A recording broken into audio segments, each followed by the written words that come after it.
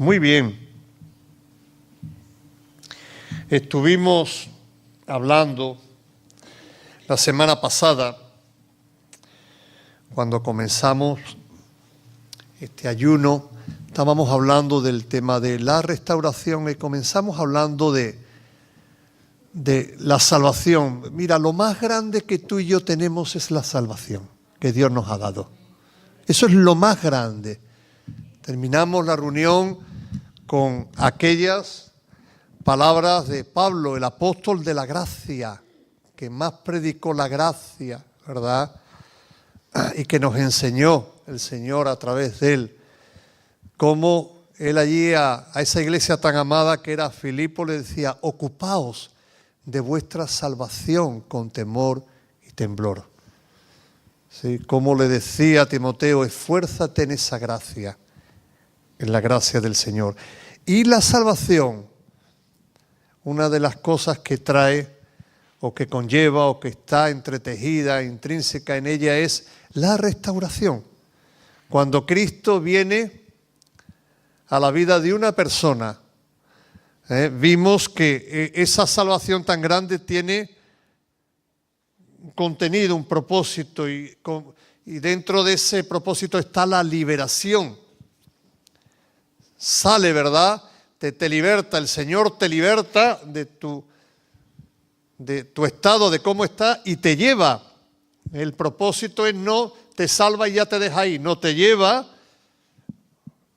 como vimos en el Éxodo, a esa tierra que fluye leche y miel. Dios te lleva de tinieblas a su luz admirable.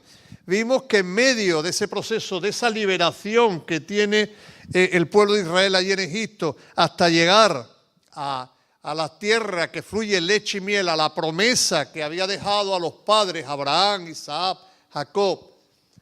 En medio de ello, esa salvación la completa, ¿verdad? Ese propósito lo completa cuando allí en Sinaí da la ley, da la palabra. Tu obediencia, mi obediencia a la palabra de Dios va a hacer que lo que llamamos ese proceso de santificación vaya alineando nuestras vidas con Dios, transformando, cambiando nuestra vida para llevarnos donde Dios quiere llevarte. Amén.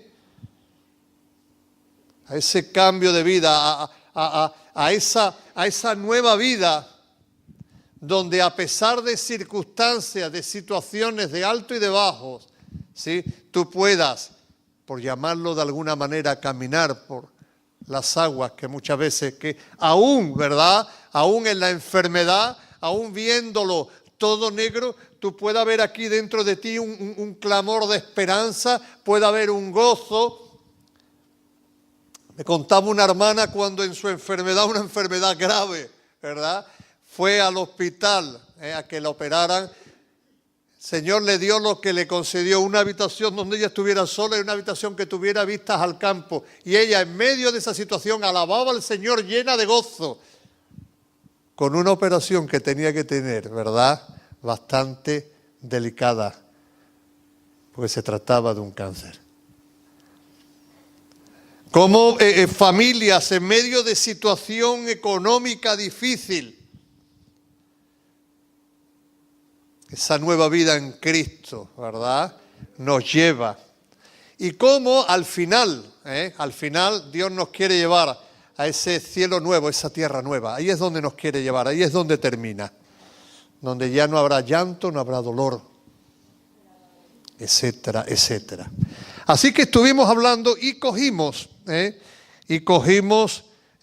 para comenzar el año, pues dentro del libro de Nehemías, que nos habla de restauración, y estamos tocando temitas y hablando para ir meditando en aquello que Dios quiere hacer contigo. Muchas veces hay muchos cristianos, no solo en Vigo, en muchos lugares de España, donde tuvieron su tiempo de venir a la iglesia, donde sirvieron al Señor y los golpes, los fallos, tantas cosas, sean personales o sean de otro, falló este líder, falló tal pastor, falló tal hermano, fallé yo personalmente, la familia, los golpes de la vida se fueron apartando.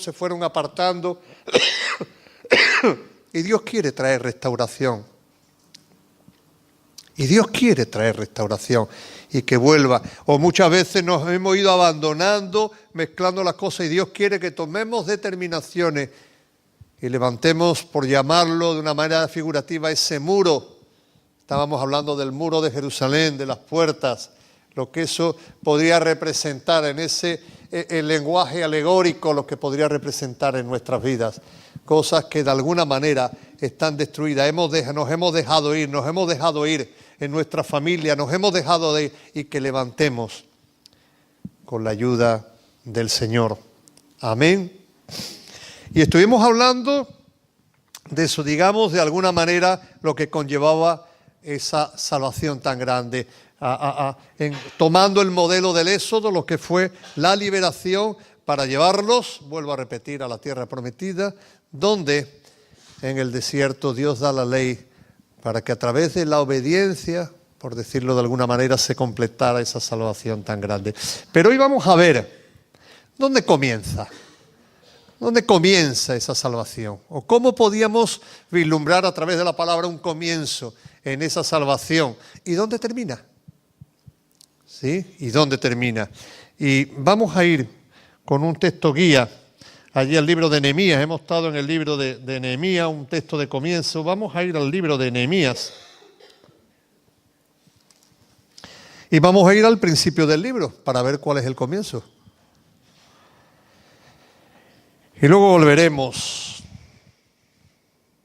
al ejemplo del Éxodo para ver cómo no solo en el Antiguo Testamento está esa idea impregnada, sino en el Nuevo Testamento se completa, se hace luz. Y allí en Nehemías, en el capítulo 1, vamos a leer los primeros 4 versos. Dice, palabras de Nehemías, hijo de Acalías. Aconteció en el mes de Quisleu, en el año 20, estando yo en Susa, capital del reino, que vino Anani, uno de mis hermanos, con algunos varones de Judá, y les pregunté por los judíos que habían escapado, que habían quedado de la cautividad, y por Jerusalén. Y me dijeron, el remanente, los que quedaron de la cautividad allí en la provincia, están en gran mal y afrenta, y el muro de Jerusalén derribado, y sus puertas quemadas a fuego. Y mira lo que dice el 4. Cuando oí estas palabras me senté y lloré. E hice duelo por algunos días y ayuné y oré delante del Dios de los cielos. Cierra tus ojos, Señor. Por tu Espíritu Santo, abre nuestro entendimiento. Y tu palabra, Señor, halle cabida hoy en nuestras vidas. Y tú puedas ir edificando y alineando nuestras vidas conforme el espíritu de tu palabra, Señor. Te damos muchas gracias por este tiempo y rogamos, Señor, que tú respaldes el mensaje de tu palabra más allá de las imperfecciones que como personas, como humanos tenemos, Señor. Sigue hablándonos en el nombre de Jesús, te lo pedimos. Amén y amén. Así que aquí vemos la pincelada, con este versículo, una pincelada de dónde comienza esa restauración, dónde comienza esa salvación. Y la salvación comienza con un clamor, por llamarlo de alguna manera, con un gemir, expresando una necesidad. Dice que Nehemías, que tenía una situación, que tenía un estatus social de privilegio, que podríamos llamar que tenía a la altura de ministro, de primer ministro, era el copero del rey. Estaba al lado no solo de cualquier rey, sino del rey más poderoso en aquella época, bajo el prisma de la Biblia, no bajo las naciones. Era el imperio persa, era el copero, el que estaba al lado, el que le servía la copa, él la probaba antes, y el que, claro, no solo era la copa, sino el que estaba en los asuntos, en la intimidad con el rey. Tenía una posición, como diciendo, bueno, si aquello les va como les va, yo ahora mismo gano un sueldazo, tengo una posición de privilegio como muy pocos. Mis niños buenos colegios, mis niños cuando terminen sus estudios van a tener, ¿verdad?, un buen trabajo porque yo los voy a enchufar. Lo tenía, lo que hoy podemos decir todo. Sin embargo, cuando Nehemías escucha la situación de los suyos, antes de que comenzara toda la restauración de los muros, de las puertas y todo lo que eso conllevaba, hubo una actitud en Nehemías. Hubo un dolor en su corazón, hubo un gemir, hubo un llanto que le llevó a orar y ayunar, a suplicar al Dios de lo imposible que hiciera lo que era, que hiciera posible lo que era imposible para él, para su pueblo en ese momento, porque el pueblo estaba totalmente destruido. Y déjame decirte que he visto muchas vidas en un estado que humanamente era imposible un cambio, pero que han venido a Cristo y Cristo les ha cambiado la vida completamente. Amén. Pero que antes de que eso ocurriera, todas esas personas hemos venido y hemos dicho, como yo le dije en una ocasión, si tú de verdad existes, yo no puedo más. Y eso es lo que vamos a ver a través de, digamos, del ejemplo del libro de Éxodo, cómo comienza esa salvación tan grande. Y hay dos ocasiones donde el Éxodo nos expresa ese grito de socorro. Nosotros vamos a leer nada más que una. Y en el capítulo 2, en el verso 23 y 24, capítulo 2 del libro del Éxodo,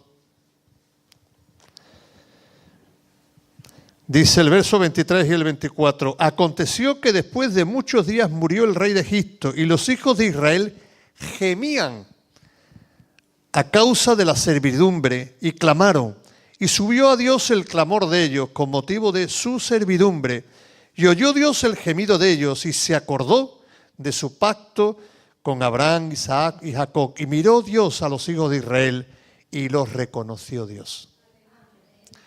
La salvación que experimenta el pueblo de Israel, que va a ser un ejemplo para toda su historia.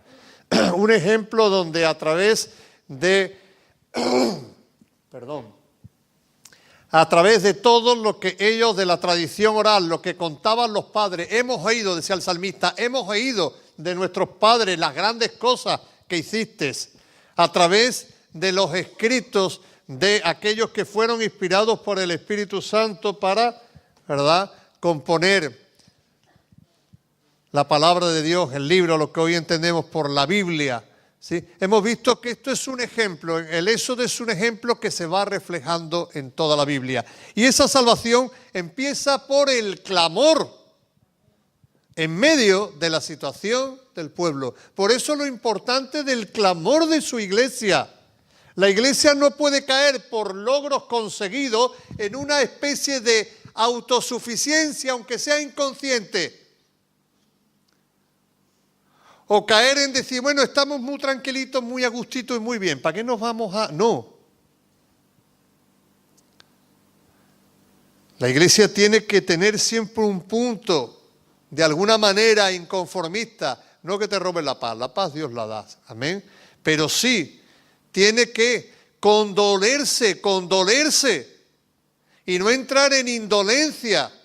Y eso no significa que no tengamos paz, que no tengamos gozo. Que como hemos cantado no estemos inquietud esperando la obra de Dios.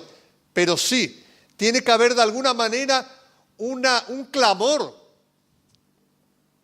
Tiene que haber un clamor porque todavía hay mucha gente que no tiene a Cristo en el corazón porque hay muchas situaciones aquí en Vigo, en tu familia, en tu trabajo, en los compañeritos de clase de nuestros niños, de nuestros adolescentes, Y la iglesia no puede perder ese clamor. No puede perder ese gemir de alguna manera. No podemos entrar en una pasividad indolente. Bueno, somos un pequeño pueblo muy feliz. Vamos a gozarnos. Venimos aquí, claro que sí, a cantar a su nombre, a gozarnos, a gozarnos los unos con los otros. Dios nos ha dado una bendición muy grande, una salvación muy grande. Y esa salvación, pues claro que lleva el que yo venga aquí y pueda abrazar a mi hermano y juntos podamos cantar a su nombre. Claro que sí, y nos gocemos. Pero debe de haber siempre un clamor. No podemos perder ese clamor. Tu posición y mi posición delante de Dios es de bendición. Reconocimos su salvación, lo estamos siguiendo con nuestros fallos, con nuestras imperfecciones, pero lo estamos siguiendo. Nehemías podía decir, bueno, no lo buscamos nosotros, pues ahí no ha venido, pero yo estoy aquí más bien que todas las cosas. No, Nehemías le dolió y arriesgó su posición. Salió de, ¿cómo es la expresión? De su zona de confort, ¿no? Y su zona de confort era una buena zona de confort. No era cualquiera. Ministro de la presidencia, por lo menos, al lado del emperador. Sin embargo, él se condolió. No tenía problemas ninguno en apariencia, pero se condolió. La salvación tan grande que Dios nos dio empieza por ese gemir, por el gemir del pueblo con la situación en la que estaba, pero también con la explicación de Dios a ese gemir. Allí en el capítulo 3, ¿verdad?, de Éxodo, allí en el verso 7 en adelante dice, dijo luego Dios, bien he visto la aflicción de mi pueblo que está en Egipto, y he oído su clamor a causa de sus exactores, pues he conocido sus angustias, y he descendido para librarlos de la mano de los egipcios y sacarlos de aquella tierra, a una tierra buena y ancha, a tierra que fluye leche y miel, a los lugares del cananeo, del eteo, del amorreo, del fereceo, del heveo y del jebuseo. El clamor, pues, de los hijos de Israel ha venido delante de mí, y también he visto la opresión con que los egipcios los oprimen. Ante el clamor de su iglesia, el Dios de compasión, el Dios de misericordia, el Dios que se compadece por aquellos que están en situación de angustia, responde. Escucha y responde.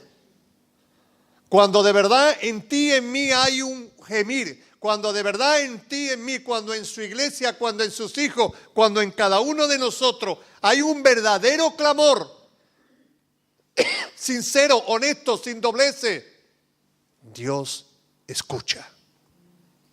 Y en su momento Dios obra. Amén. ¿Hay alguien que puede dar testimonio de eso aquí hoy? Yo puedo dar testimonio.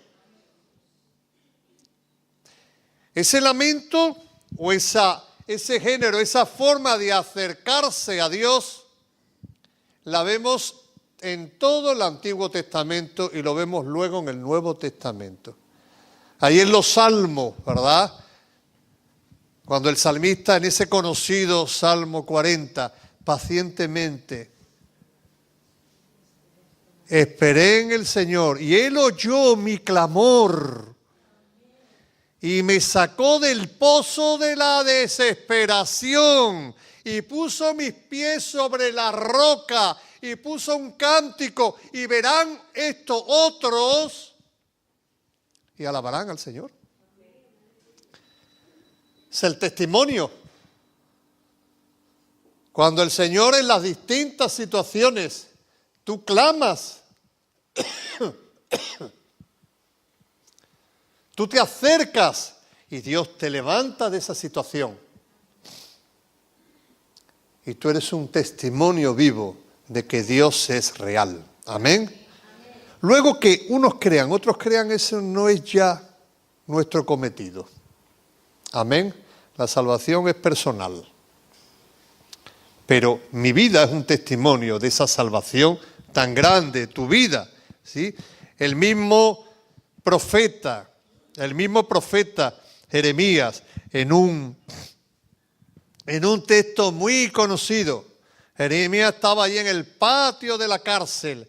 Y ahí en medio de la situación en la que estaba el pueblo, el Señor, ¿verdad?, le da esa voz profética de Jeremías que muchos conocemos. Clama a mí, que yo te responderé y te enseñaré cosas ocultas. Y toda esa porción que está hablando Jeremías, ¿verdad? Vamos allí a Jeremías 33.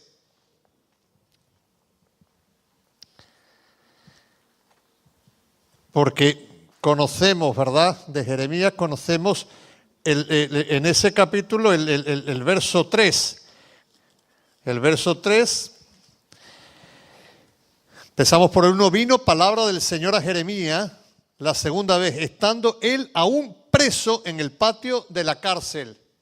Yo creo que preso en el patio de la cárcel no era en el salón de mi casa después de comer viendo las noticias. Creo que la situación de Jeremías estaba en situación de opresión, ¿verdad? Y luego dice, ¿no? Clama a mí y yo te responderé y te enseñaré cosas grandes y ocultas que tú no conoces. Y en el 6 dice, he aquí, yo les traeré sanidad y medicina y los curaré y les revelaré abundancia de paz y de verdad. Así que vemos que esa salvación empieza en medio de una situación donde estaba Jeremías para anunciar a través del profeta a su pueblo que en medio de la situación que estaban iba a traer liberación, pero no solo iba a traer liberación, iba a traer abundancia de paz, iba a traer restauración, iba a traer bendición a sus vidas, los iba a sacar de ese estado que estaban, los iba a libertar a un estado de paz. Amén. ¿Qué es lo que Dios hace? ¿Qué es lo que Dios hace? Y en el Nuevo Testamento, ahí vemos muchos ejemplos. Jesús nos enseña la parábola del juez injusto y la viuda. ¿Y qué hacía la viuda? Hazme justicia, hazme justicia, hazme justicia, hazme justicia, hazme justicia, hazme justicia, hazme justicia. Hasta que el juez, siendo injusto, dice, mira, le voy a hacer justicia porque va a acabar con mi paciencia y voy a hacer una locura. ¿Y qué es lo que dice el Señor? Pues si este juez, siendo injusto, por la insistencia, por el clamor, por la actitud que esta mujer tomó, ¿cuánto más vuestro Padre, que es bueno, no dará? No libertará, no contestará a aquellos que le piden. Amén. Ese clamor se ve cuando caminas con Jesús. Bartimeo, ¿qué es lo que hizo Bartimeo? ¡Hijo de David! Y lo paraban, porque muchas veces para llegar a la bendición, para llegar a Jesús vas a tener oposición, pero eso es otra cosa que otro día hablaremos. Hijo de David, ten misericordia de mí, ten misericordia de mí, hijo de David, cállate, no moleste, que yo me molesto, que no me lo pierdo, hijo de David. Hasta que en ese clamor el Señor dice, déjalo, déjalo, déjalo, este sabe lo que quiere. Y vino delante de él. Entonces dice, bueno, el maestro te llama, dejó la capa, dejó todo lo que tenía en ese momento de valor. ¿Qué quieres que te haga? Y con esa respuesta de fe, yo quiero ver conforme tu fe. Empieza por ese clamor que Pablo va enseñando ahí en Romanos, ¿verdad? Romanos cuando nos habla de la súplica, el gemir de la creación, que gime por la manifestación de los hijos de Dios.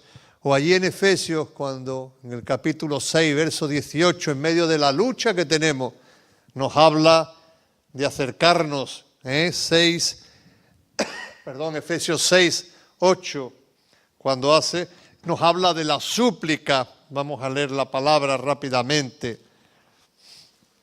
Cuando en Efesios nos dice allí en el capítulo 6, en el contexto de la intercesión, del clamor, ¿verdad? Nos habla en el verso 18, orando en todo tiempo con toda oración y súplica en el Espíritu y velando en ello con toda perseverancia y súplica por todos los santos. Hay una actitud que trae de parte de Dios, y es el gemir, y es donde comienza esa salvación. En el gemir del pueblo, en el gemir, en el clamor, en el verdadero deseo, por la situación. Amén. ¿Y dónde termina? Estos son pinceladas, podríamos hablar mucho de esto, pero ¿dónde termina? Pues termina en ese cielo nuevo, esa tierra nueva, pero en ese proceso hay algo muy hermoso y se desarrolla y culmina con la presencia de Dios en medio de su pueblo. Desde que Dios liberta a su pueblo de la opresión, vemos que la presencia de Dios es algo que va entretejida y a través de la Biblia hasta el final. Cuando salen allí en Éxodo, cuando salen de Egipto, cuando Dios, allí en el verso 15, en el capítulo 15 que el otro día hablábamos, Dios los saca con mano poderosa de Egipto. Cuando ven las plagas, cuando salen todos, los egipcios le dan la joya, venga, toma, y le van todo el dinero, iros. Y luego se arrepienten y mandan el ejército con Faraón. El Señor abre el mar de manera extraordinaria. Eso es algo que está en la retina del pueblo de Israel hasta ahora. Dice que hay un cántico nuevo. Hay un cántico que trae, dice que María, la hermana de Moisés, con pandero y todas empezaron a cantar y a regocijarse. Y mira lo que dice en el verso 17. Tú los introducirás y los plantarás en el monte de tu heredad, en el lugar de tu morada que tú has preparado, oh Señor, en el santuario de tus manos, oh Dios, que tus manos han afirmado. Esa salvación, ese gemir que trae liberación para llevarte a esa tierra que fluye leche y miel, a ese nuevo tiempo para tu vida, a esa nueva vida abundante en Cristo. Va entretejido esa salvación y la culmina con su presencia, Dios quiere estar en medio de su pueblo. Dios quiere habitar en medio de su pueblo. Estuvimos hablando de que antes de llegar a la tierra prometida, allí en el Sinaí, Dios manda su ley, Dios manda la palabra, tú te conviertes y ahora la palabra empieza a trabajar el proceso de santificación. Pero también hay otra figura muy importante allí en Éxodo, que son los 15 últimos capítulos donde te habla del tabernáculo. ¿Qué es el tabernáculo? Tabernáculo simboliza la presencia de Dios en medio del pueblo, en su vida diaria. Dice que cuando eso se levantaba con el arca, se levantaba y la presencia de Dios iba caminando con su pueblo. La presencia de Dios va en tu día a día. Hasta culminar todo lo que quiera, va la presencia de Dios lleno de gracia, llena de poder sobre tu vida. Amén. Luego viene la figura del templo, que significa donde Él habita, donde está la presencia, donde iban. Y en el Nuevo Testamento nos habla. Allí recuerda a Pablo, ¿verdad? Pablo recuerda allí en Corintios, ven conmigo a la segunda de Corintios. Vamos a ir terminando segunda de Corintios.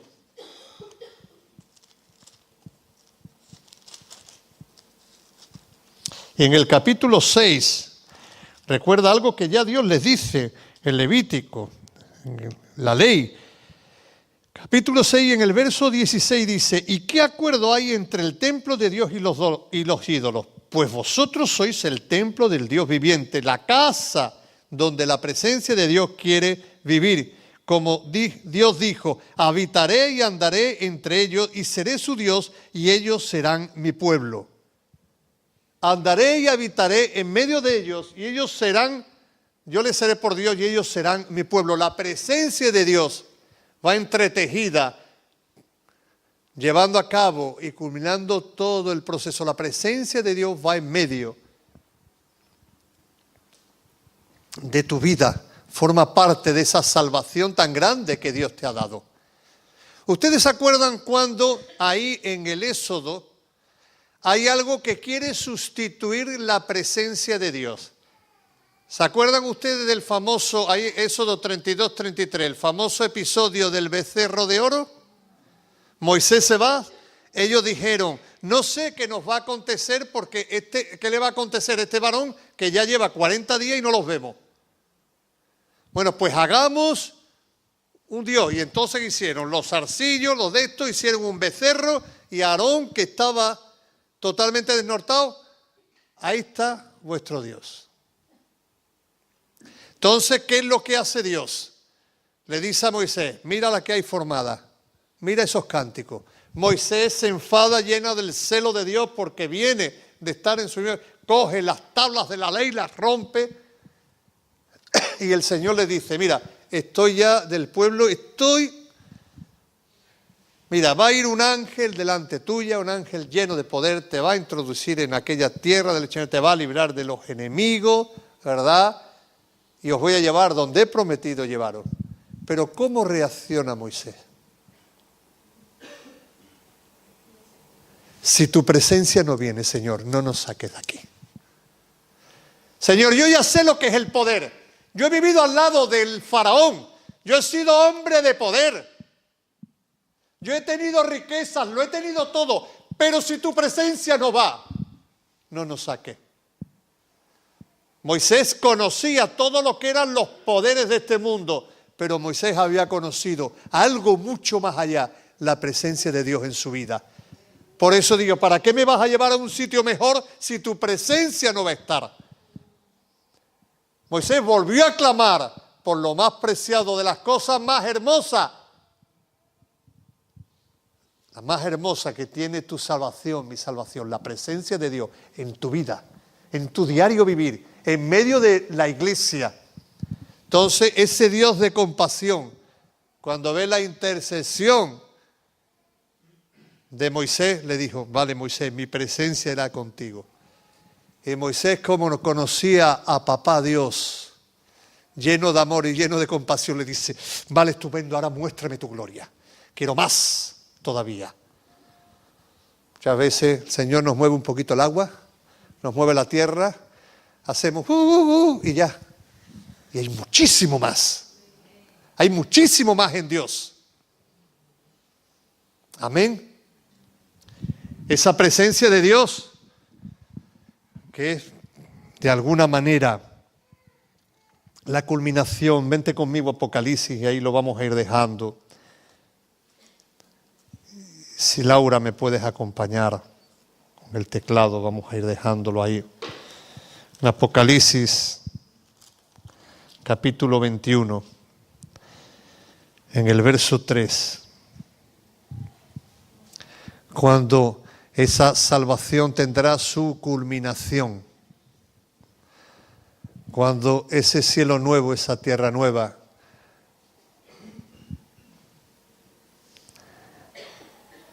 sea una realidad en nuestras vidas.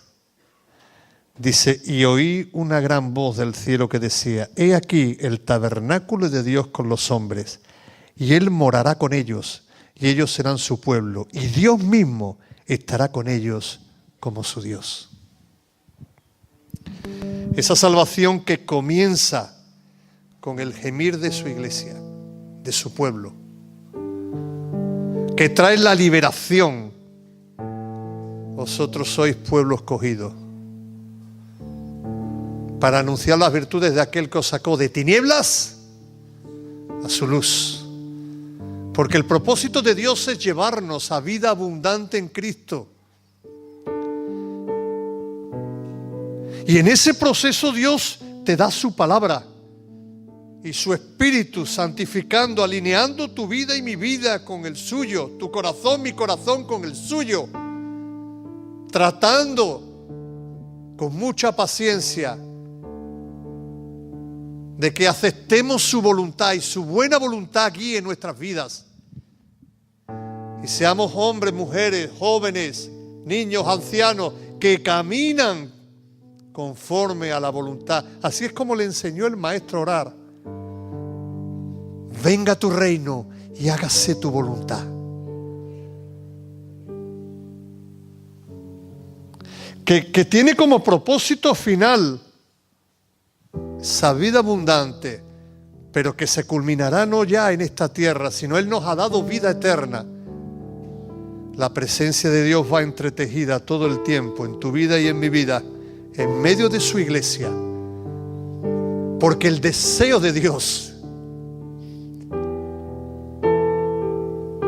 es restaurar lo que el hombre perdió en Génesis al principio. Darte esa posición de poder que tenía Adán, que le ponía nombre a todo, era el administrador de Dios. Y dice que el Señor bajaba, por expresarlo de alguna manera, y se paseaba con él.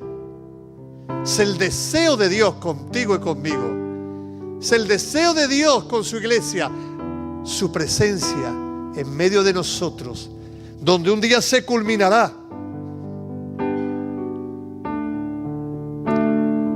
Y ellos serán mi pueblo, yo les seré su Dios.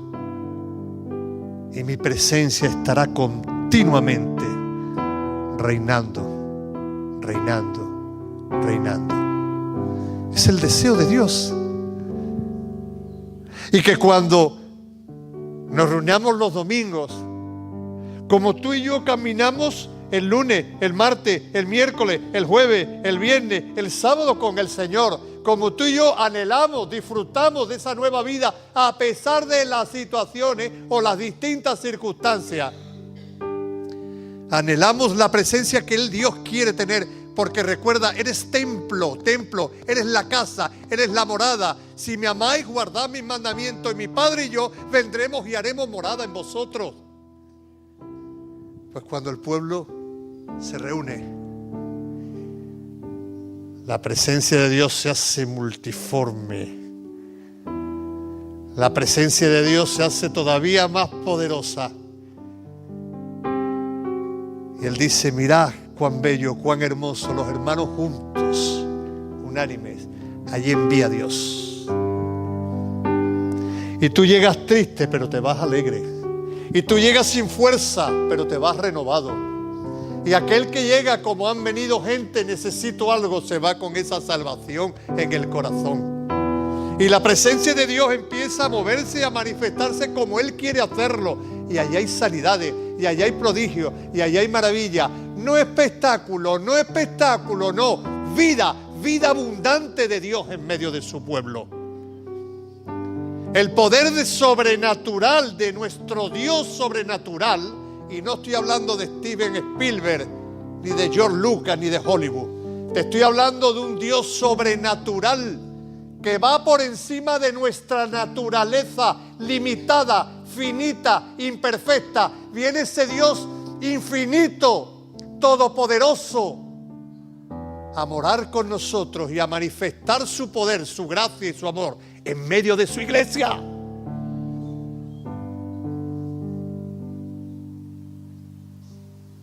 Y más de uno, como tú y yo estábamos en otro tiempo, que está buscando esa esperanza, entra sin esperanza, pero se va por esas puertas diciendo, encontré, oh bendito sea su nombre, encontré lo que estaba buscando. Porque ese es nuestro propósito, anunciar las virtudes de aquel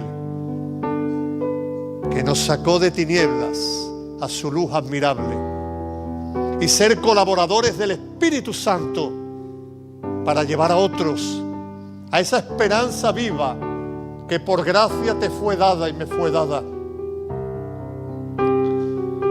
a renovarnos, a fortalecernos juntos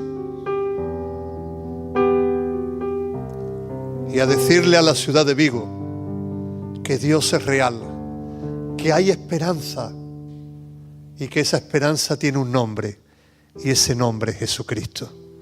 Amén. Y cuando llegue, no porque aquí, no porque la alabanza es así o porque la predicación es así, no, lo que marque el sello de la identidad de este lugar es que por encima de que uno predique bien o mal, o la alabanza suene de una manera o de otra, o el coro me guste o no me guste, la presencia de Dios está en medio de nosotros. Y cuando la presencia de Dios está, aleluya, agárrate que viene en curva, que viene bendición sobre tu vida, que vienen cosas que tú no las piensas, pero que Dios las hace, que empiezan a ocurrir los imposibles, en lo pequeño y en lo grande, que tu fe se afirma, que tu esperanza se aviva, que tu corazón es lleno de su amor. Y eso es lo que necesita esta sociedad. ¿Sabes por qué? Porque eso es lo que necesitabas tú y yo. Lo que necesitábamos, lo encontramos, por eso estamos aquí. Amén. Cierra tus ojos, vamos a orar.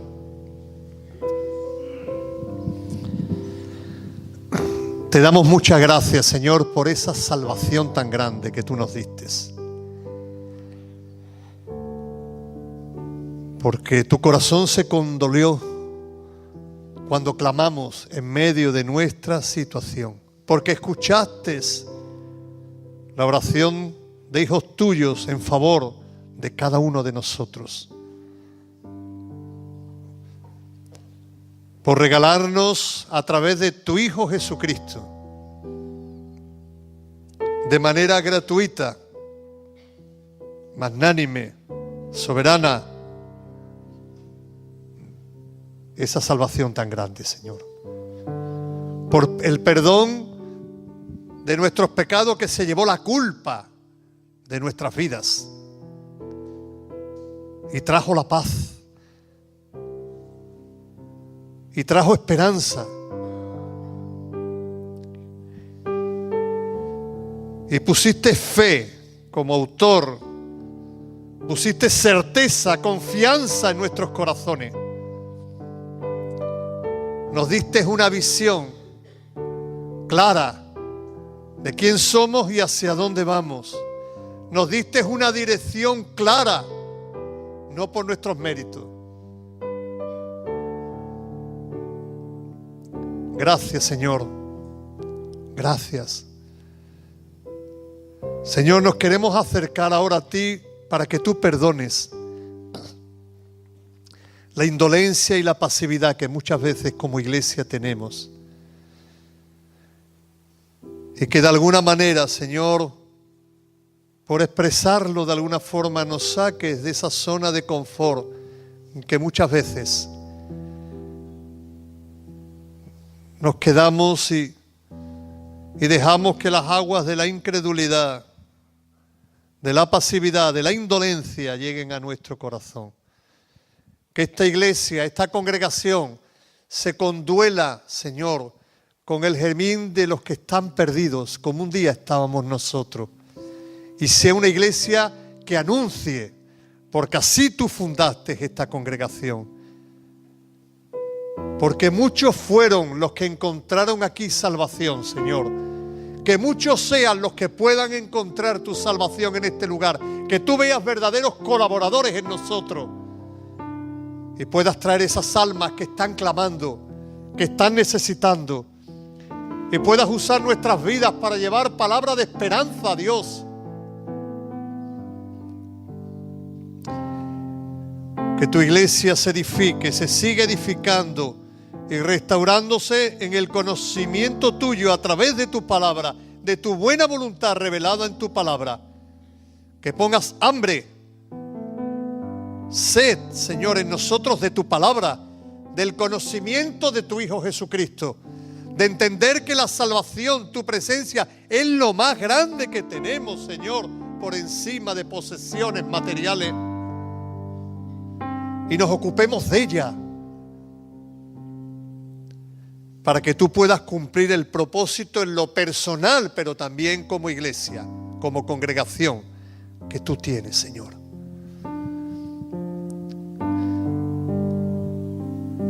Y no quiero seguir adelante en la reunión y pasar a otra parte sin antes hacer un llamado. Aquí hubiera alguien que nos visite, que quiera recibir en su corazón esa salvación tan grande. Si hay alguien que quiera decirle: Señor, yo quiero conocerte, entra en mi vida. He estado escuchando y algo está pasando en mi vida. Si aquí hubiera alguien, tengo buenas noticias. La mano de Dios está extendida. Dios quiere darte su brazo, su abrazo de amor. Si hubiera alguien, levanta tu mano, yo quiero orar por ti. Si aquí alguien hoy quiero decir: quiero comenzar a caminar contigo, porque me quedé postrado, porque miré hacia otro lado. Hoy hay buenas noticias. Dios sigue siendo ese padre que iba a buscar a su hijo pródigo que se fue con el anhelo de que volviera, y que cuando volvió su hijo se regocijó e hizo que su casa se regocijara. Si hoy quieres tomar una determinación en tu corazón de decirle: Señor, llevo tiempo diciendo me tengo que levantar y volver a tu casa. No estoy hablando de estas 4 paredes. Estoy hablando de la presencia de Dios en tu vida, de la relación tuya con Dios, con el Señor. Ábrele tu corazón a Cristo.